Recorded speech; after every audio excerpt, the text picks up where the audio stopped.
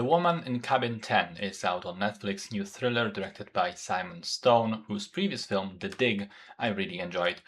This is based on a novel under the same title, written by Ruth Ware, starring Keira Knightley and Guy Pearce. Knightley plays Laura, an accomplished journalist working for The Guardian. She gets invited on a luxury yacht cruise with a bunch of billionaires who are throwing a charity benefit during the journey and wants someone to cover it. She gets on board, and the first night she wakes up to commotion in the next cabin, cabin 10. She believes she sees someone, a woman, fall or be thrown into the waters. She raises the alarm, she alerts everyone else, they stop the ship, but then they confirm that everyone who was on board still is.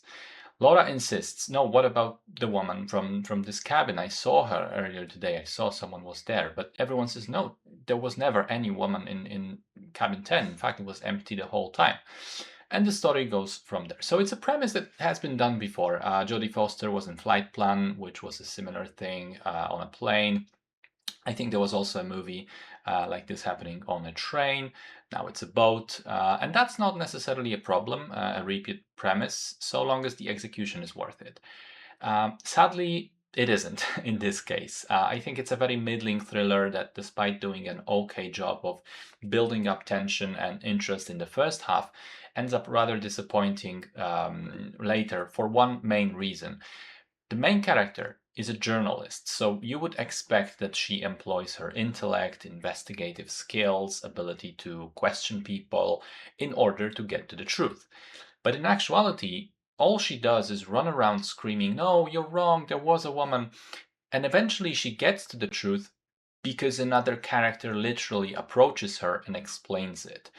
That's it. That's the big reveal. Someone else just telling her everything, someone who she wasn't even aware of at the time. There is exactly one moment where Laura employs her skills, and that's when she correctly finds the hair in the shower drain and then hides it away at her own cabin. But then that plot point is sort of completely negated by the fact that she's discovered and the hair is stolen anyway. So it ends up not really serving any purpose. So yeah, I think it breaks the film quite a lot because, I like a thriller protagonist to be competent and to have agency and be the force behind uncovering the details of the plot, not just being a passive listener to someone else's story. And when that element doesn't work, the movie doesn't really have a lot else to offer. The theme of it is essentially billionaires are greedy assholes, which, not exactly breaking news. Visually and in terms of the music, nothing special going on. If you're really, really starved for a thriller, you can give it a go, but for my money, this isn't a particularly satisfying representative of the genre.